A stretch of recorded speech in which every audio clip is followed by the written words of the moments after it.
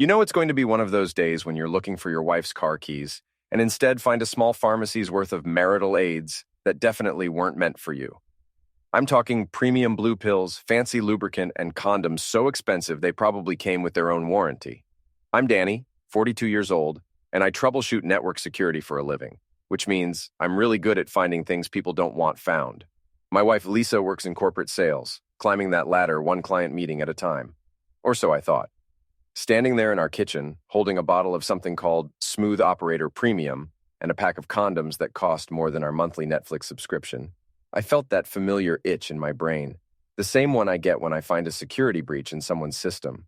"Hey, honey," Lisa called from upstairs, all cheerful and innocent. "Have you seen my purse? I've got that big client dinner tonight." Client dinner. Right. Because nothing says professional meeting like a bottle of little blue pills and enough latex to stock a medical facility. I put everything back exactly as I found it, but not before taking a few photos with my phone. Evidence, you might say. Old habits from my IT security days. Lisa bounced downstairs wearing her best power suit, the one that cost 3 months of my salary and made her look like she could negotiate peace treaties or hostile takeovers.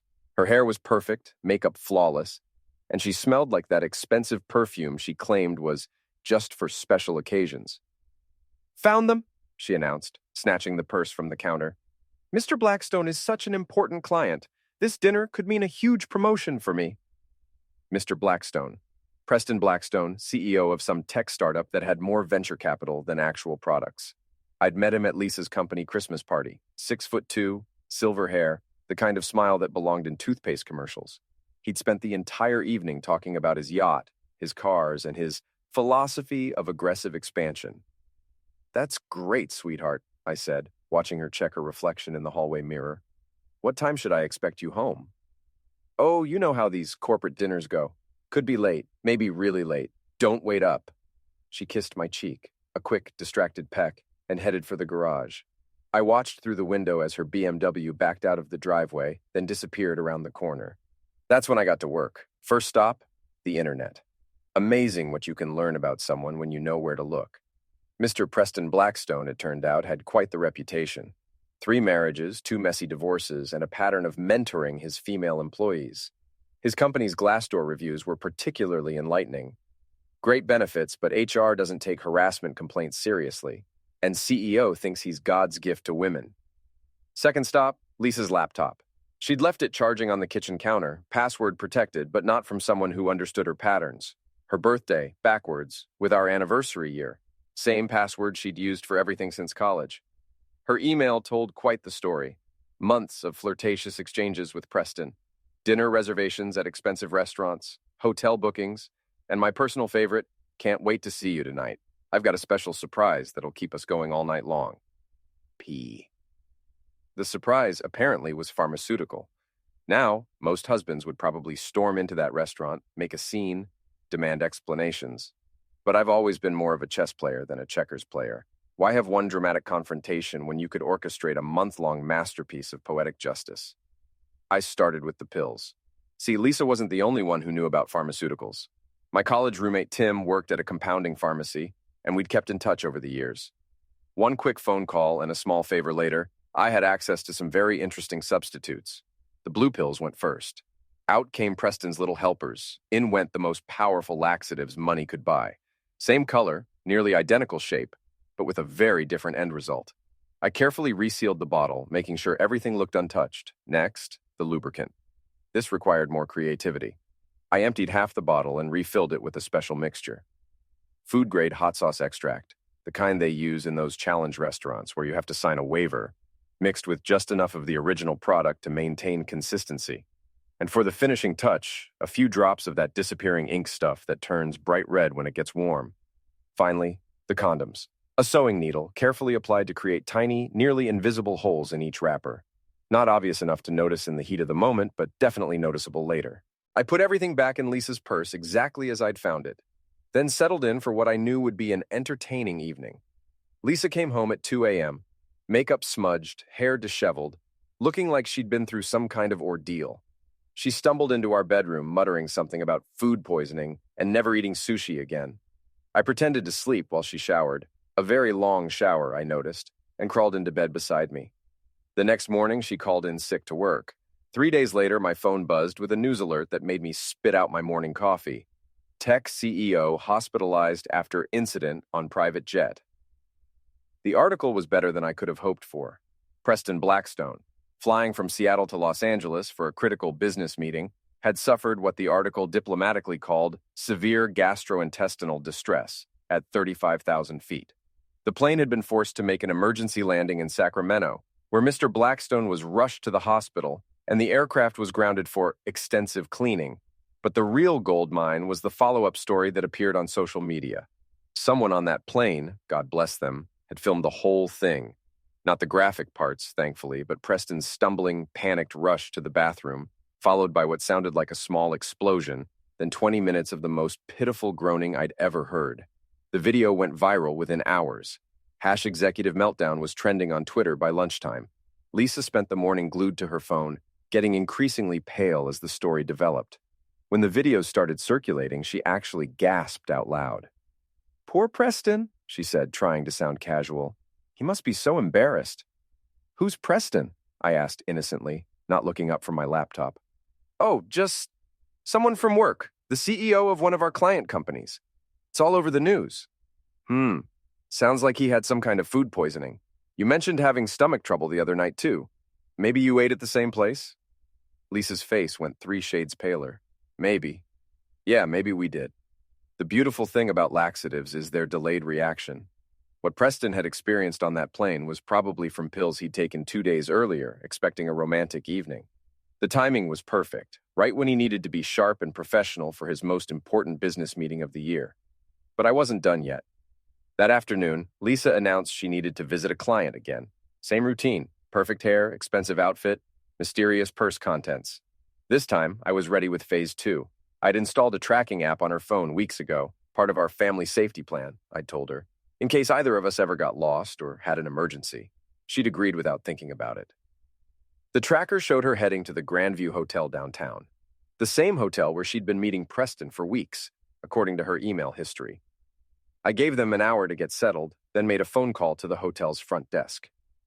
"Hi, this is Dr. Phillips from the CDC," I said, using my most official voice. "We've had reports of a possible food poisoning outbreak traced to your restaurant. We need to evacuate rooms 412 through 418 as a precautionary measure while we conduct testing."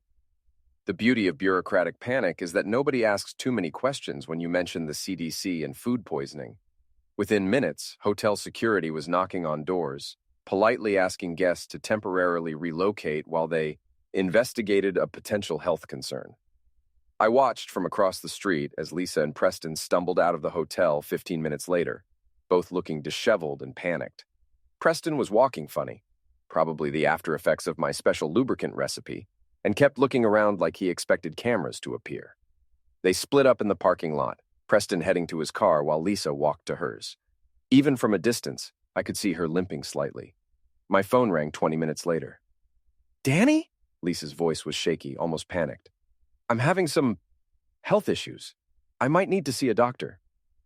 "What kind of health issues?" "It's personal, female stuff. I think I might have an infection or something. Everything's burning and there's some discoloration." I had to bite my tongue to keep from laughing. The hot sauce extract was clearly doing its job. "That sounds serious," I said with fake concern. "You should definitely see someone. Dr. Peterson's clinic has evening hours if you need to go tonight." "Maybe. I'm going to try to get an appointment tomorrow. And Danny, could you pick up some cooling cream or something from the pharmacy?" "Of course, honey, whatever you need." I hung up and immediately called Tim at the pharmacy. "Remember that favor you owe me?" I said. "I need you to prepare a special prescription cream." The next morning brought another news story that exceeded all my expectations. Disgraced CEO threatens lawsuit over sabotage claims. Apparently, Preston had hired a team of lawyers and was claiming that someone had deliberately contaminated his medication. He was demanding a full investigation and threatening to sue everyone from the pharmaceutical company to the restaurant where he'd eaten dinner to the hotel where he'd had his medical emergency. But here's where Preston made his critical error. He was so focused on his public humiliation that he got sloppy about covering his tracks. The lawsuit papers, which were public record, included detailed timelines of his activities, where he'd been, when he'd taken the medication, who he'd been with. Preston's lawyers had carefully documented every moment of his evening, including his dinner companion and their subsequent hotel visit. He just handed me a complete confession of his affair with my wife. I called my lawyer immediately. James Patterson, no relation to the author, was the kind of attorney who charged by the hour and earned every penny. He'd handled my business contracts for years and had a reputation for being thorough, ruthless, and creative with legal strategy. James, I need to file for divorce, and I want to include a claim for alienation of affection. Alienation of affection? Danny, that's an old-fashioned claim. Most states don't even recognize it anymore. But ours does, right? Yes, but you'd need to prove that someone deliberately interfered with your marriage, caused the breakdown of your relationship, and did so with malicious intent. I smiled, pulling up Preston's lawsuit filing on my computer. What if the other party filed a public legal document that detailed their affair with my wife, including dates, times, and locations? There was a long pause. Send me everything you have. Within hours, James had crafted a masterpiece of legal strategy. We filed divorce papers against Lisa and a separate lawsuit against Preston for alienation of affection, intentional infliction of emotional distress, and interference with marital relations. The beauty of the alienation claim was that it flipped the script entirely. Instead of Preston suing everyone else for sabotage, he was suddenly on the defensive, trying to explain why he'd been having an affair with a married woman. His lawyers had to choose, defend the sabotage claim and admit to the affair, or deny the affair and undermine their own lawsuit. They chose poorly. Preston's lead attorney held a press conference that afternoon, claiming that any alleged relationship with Lisa was purely professional and that the lawsuit timeline was misinterpreted. That's when I released the emails. Not all of them, I'm not completely ruthless, but enough to paint a clear picture. Dinner reservations for 2 at romantic restaurants, hotel bookings under fake names, love letters that would make a romance novelist blush. Can't wait to get you out of that power suit tonight. P. Last night was incredible. My husband will never satisfy me the way you do. L. Book the penthouse suite for Friday. I want to celebrate your promotion properly. P. The media ate it up. Within hours, the story had evolved from CEO claims sabotage to married CEO's affair scandal explodes. Preston's company stock dropped 12% in one day. But the real entertainment came that evening when Lisa finally came home from her doctor's appointment. She looked awful, red-faced, walking carefully, with what appeared to be some kind of rash on her neck and arms. The cooling cream I'd had Tim prepare was clearly working. It provided temporary relief, but ensured the symptoms kept coming back. Danny, she said, sitting down carefully at our kitchen table. We need to talk. About what? About everything. About Preston, about the lawsuit, about... She gestured vaguely at herself. About whatever's happening to me. I sat across from her, maintaining my best innocent expression. I'm listening. Okay, look, I know how this looks, but it's not what you think. What's not what I think? The stuff in my purse, the pills, the other things. It's not for Preston, it's for us. For our marriage. I had to admire her creativity. Even caught red-handed with overwhelming evidence, she was still trying to spin her way out of it. Really? Yes. I bought all that stuff because I wanted to surprise you, to spice things up between us. I was planning a romantic evening, but then Preston got sick and everything fell apart. That's interesting, I said, because I also found a pack of condoms in your purse, extra large ones. You know I'm more of a medium guy, Lisa. Her face went white. Those were... And the receipt from the hotel, room 412 at the Grandview, booked under Mr. and Mrs. Smith. Was that supposed to be our romantic getaway too? She started crying then, ugly sobs that shook her whole body. I'm so sorry, Danny. It just happened.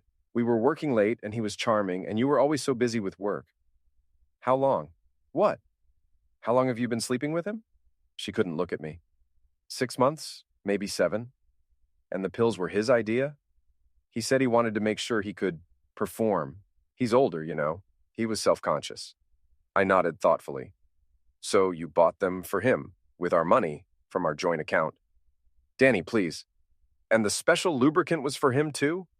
Yes, but I was going to use it with you later. I swear I was planning to surprise you. When? When were you planning this surprise? Between your Tuesday and Thursday hotel visits? Or maybe during one of your weekend client calls? Her crying got louder. How did you know about... About your schedule, about the hotel rooms, about the emails where you told him I was boring in bed and couldn't satisfy you. She looked up at me with genuine terror in her eyes. You read my emails? I read everything, Lisa. Your laptop password is still my birthday backwards, same as it's been for 15 years. You had no right. I had no right. You've been cheating on me for months, using our money to pay for hotel rooms where you could mock our marriage, and I had no right to find out. She wiped her nose with the back of her hand, leaving a streak of mascara across her cheek. What are you going to do? I've already done it. I filed for divorce yesterday, and I'm suing Preston for alienation of affection. Her face went even whiter, if that was possible. You can't. That's not fair. What's not fair is you two laughing about my performance while he was taking pills I paid for. Danny, listen. My phone rang. The caller ID showed James Patterson's office number. Excuse me, I said, answering. Hi, James. Danny, you're not going to believe this. Preston's lawyers just called. They want to settle. Already? It's only been one day. Apparently, his board of directors held an emergency meeting this afternoon.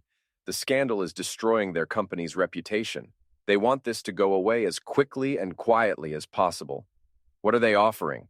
$200,000? Plus a signed confession of the affair? Plus a public apology? I looked at Lisa, who was staring at me with growing horror. And if we don't settle?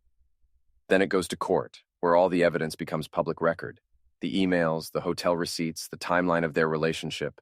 Plus, we subpoena his medical records, his company communications, everything. Give me 24 hours to think about it. I hung up and turned back to Lisa. Preston's company wants to settle the lawsuit. For how much? She whispered. 200,000. She slumped in her chair. He's going to hate me forever. I think he already does. According to the news, his wife filed for divorce this morning. Apparently, she wasn't thrilled about the affair going public.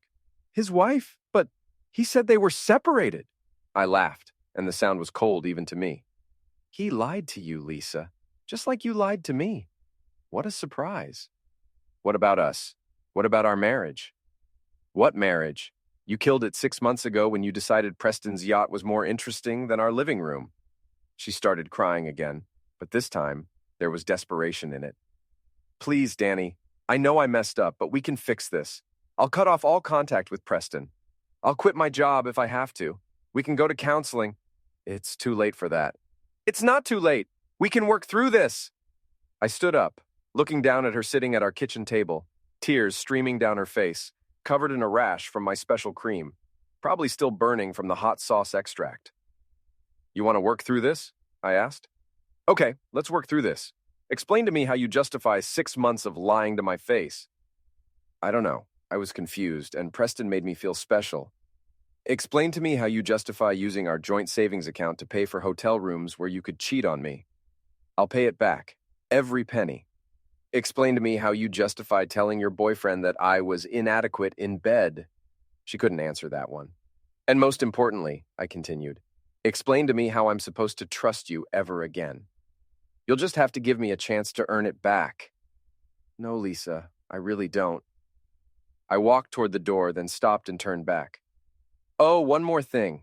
Those condoms you bought for Preston, I poked holes in every single one of them. Her face went white as the implications sank in. What are you saying? I'm saying you might want to take a pregnancy test.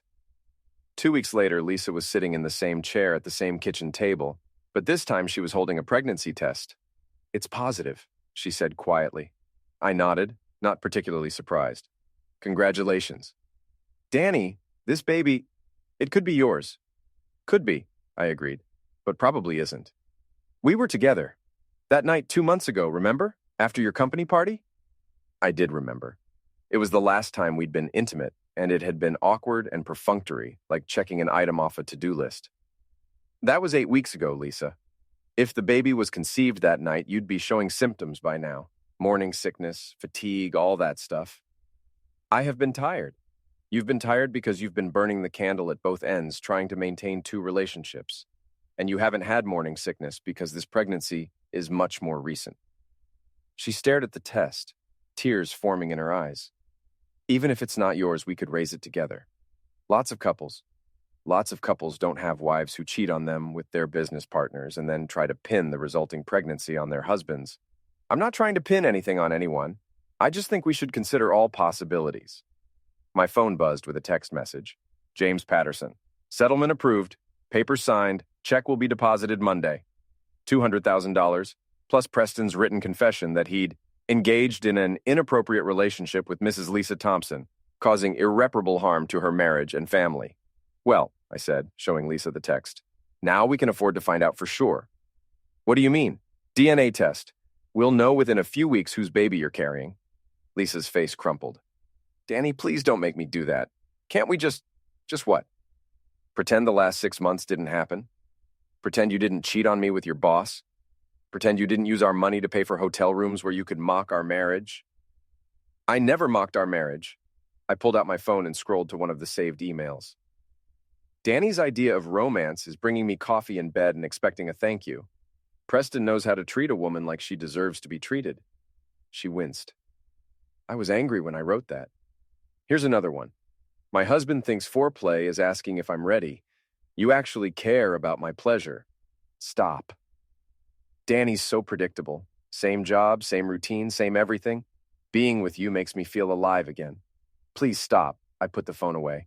You want to know the funny thing, Lisa? I actually thought about fighting for our marriage. When I first found out, I considered confronting you, demanding we go to counseling, trying to work things out. You should have. We could have. But then I read those emails, and I realized you didn't just cheat on me. You despised me. Every intimate moment we'd shared, every conversation, every quiet evening together, you were comparing it to your time with Preston and finding me lacking. That's not true. It is true, and it's okay. We weren't compatible anymore. Maybe we never were, and it just took Preston to make you realize it. She was crying harder now. So what happens now? Now you have a decision to make. You can keep the baby and raise it as a single mother. Preston's settlement money will help with expenses, and once the divorce is final, you'll get half of our assets. What if I don't want to be a single mother? Then you have other options, but that's your choice to make, not mine. She wiped her eyes with a tissue. And us? Is there any chance? There's no us anymore, Lisa. There hasn't been for months. I just finally caught up to what you already knew. She sat quietly for a long time, processing everything. When she finally spoke, her voice was barely a whisper. I really did love you, at the beginning. I know, I loved you too. When did it stop? I thought about that. For you? Probably around the time you started staying late at work every Tuesday and Thursday. For me, about 5 minutes ago. She looked up at me with something that might have been hope. Only 5 minutes ago? I nodded.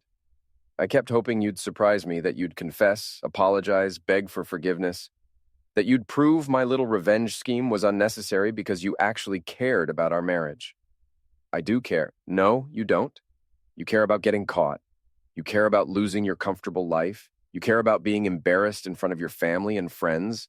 But you don't care about our marriage. If you did, you would have ended the affair months ago. She slumped forward, defeated. What kind of person does this make me? Human, I said. A flawed, selfish human who made bad choices and now has to live with the consequences. And what kind of person does your revenge make you? I considered that.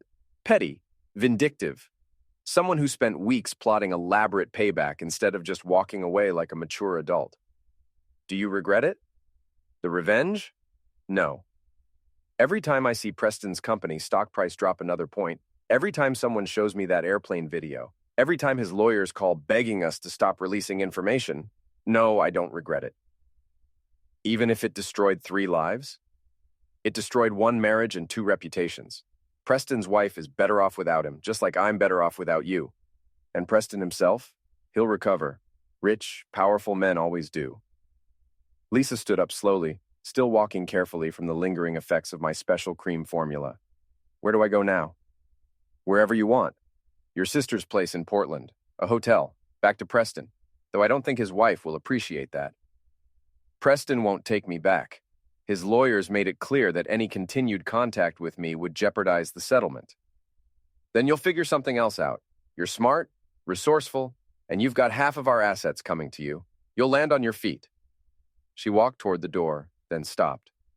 Danny, I really am sorry. For all of it. I know. Do you think you'll ever forgive me? I thought about that as she stood in our doorway, pregnant with another man's child, about to walk out of my life forever. Maybe, I said finally. In a few years, when this all seems like something that happened to someone else, maybe I'll forgive you. But not now. Not now. She nodded and walked out. I watched through the window as she got in her car and drove away, just like she had months ago when she was heading to her first hotel rendezvous with Preston. But this time, she wasn't coming back. I was sitting in Murphy's bar. Apparently, it's the only place to have a drink in stories like this, when my phone buzzed with a news alert. Blackstone Tech acquired in hostile takeover. The article was brief, but satisfying. Preston's company had been bleeding money ever since the scandal broke. Clients had canceled contracts, investors had pulled funding, and key employees had jumped ship. A larger tech firm had swooped in and bought the whole operation for about 30% of what it had been worth a year ago. Preston himself was listed as no longer with the company and pursuing other opportunities. The bartender, an older guy named Mike, wiped down the bar near where I was sitting. "You're that guy, aren't you?" he said. "The one from the airplane video scandal?" "I'm the husband," I corrected. "Right. Heard your ex-wife had a baby last month. Small towns. Everyone knows everything." "So I heard." "Yours?" "Nope." Mike nodded, understanding the subtext. "DNA test?" "Didn't need one. Kid came out looking exactly like Preston. Same silver hair, same beady little eyes." "And Preston?" "Disappeared somewhere around the time the paternity test confirmed what everyone already knew. Word is he's washing dishes at a restaurant in Key West, living under a fake name." Mike laughed. "Karma's a bitch. Sometimes, but sometimes karma needs a little help." My phone rang. Unknown number, but I recognized the area code. Florida. "Hello? Danny? It's Lisa." I almost hung up, but curiosity got the better of me. "What do you want, Lisa?" "I just wanted to let you know that Preston contacted me yesterday. He wants to be part of the baby's life. That's between you and him. He's broke, Danny, completely broke. His wife took everything in their divorce, his company fired him, and he can't find work anywhere. He's asking me to move to Florida so we can start fresh together." "Romantic. Are you going?" "I don't know. My sister thinks I'm crazy to even consider it, but he says he's changed. That losing everything made him realize what's important." "And what do you think?" There was a long pause. "I think he's the same selfish asshole who convinced me to cheat on my husband. But I'm a single mother working 2 jobs to pay rent on a studio apartment, and he's the father of my baby." "Lisa, can I give you some advice?" "Sure. A man who'll help you cheat on your husband will eventually cheat on you with someone else. Preston didn't pursue you because you were special. He pursued you because you were available and married, which made it exciting." "You think he'll cheat on me?" "I think he's already planning to. Why else would he wait until he was broke and desperate to suddenly decide he wants to be a father?" Another long pause. "I really screwed up, didn't I?" "Yeah, you really did. Any chance we could ever—" "No, Lisa. None." "I figured. I just had to ask." "Take care of yourself and the baby." "I will. And Danny, for what it's worth, I hope you find someone who appreciates you." "I already did." I hung up and turned back to my beer. Mike was still wiping down the bar, pretending not to listen. "New girlfriend?" he asked. "Yeah, her name's Jennifer. She's a nurse at the hospital, divorced, no kids. She thinks my revenge story is hilarious." "Does she know about the laxatives?" "That was her idea. Turns out nurses know a lot about pharmaceuticals." Mike laughed. "Sounds like a keeper." "She is. We're taking a cruise next month. To the Caribbean." "Nice. What's the occasion?" I pulled a small velvet box from my jacket pocket and set it on the bar. "I'm going to ask her to marry me." Mike's eyes widened. "You sure you're ready for that? After everything with Lisa?" "Mike, I spent 15 years married to someone who was pretending to love me while secretly planning to leave. Jennifer spent 10 years married to someone who was physically abusive and emotionally manipulative. We both know what bad marriages look like." "And you think this will be different?" I put the ring box back in my pocket and finished my beer. "I think honesty is a pretty good foundation for a relationship, and Jennifer's the most honest person I've ever met. What does she think about what you did to Lisa and Preston?" "She thinks I was creative, thorough, and probably a little too nice about the whole thing." "Too nice?" "Her ex-husband cheated on her with her best friend. When she found out, she just filed for divorce and moved on. She says if she'd had my technical skills and planning ability, she would have destroyed both of them completely." Mike whistled low. "Marry that woman." "That's the plan." I paid my tab and headed for the door. Outside, Jennifer was waiting in her car, smiling at me through the window. She was beautiful in a completely different way than Lisa had been. Natural, unpretentious, with laugh lines around her eyes and graying hair she didn't bother to dye. When I got in the car, she kissed me properly. Not a quick peck on the cheek, but the kind of kiss that reminded me why I'd fallen in love with her in the first place. "How'd it go?" she asked. "Lisa called. Preston wants her to move to Florida.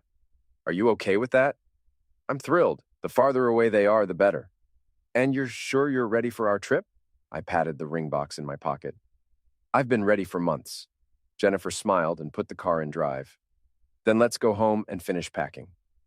As we drove through our small town, I reflected on the past year. A year ago, I'd been married to someone who was lying to me every day, stealing from our joint accounts to fund her affair, and mocking our marriage to her lover. Now I was with someone who brought me coffee in bed every morning, who laughed at my jokes, who thought my technical skills were impressive rather than boring, and who was genuinely excited about building a life together. Some people might say I was rebounding too fast, that I should take more time to process my divorce before jumping into another relationship. But those people had never experienced the difference between being with someone who pretends to love you and being with someone who actually does. Lisa had taught me what I didn't want in a marriage. Jennifer was showing me what I did want. And honestly, I was sleeping better than I had in years. Sometimes revenge is about getting even, sometimes it's about getting justice, and sometimes it's about clearing the deck so you can build something better in the space that's left behind. I got all three.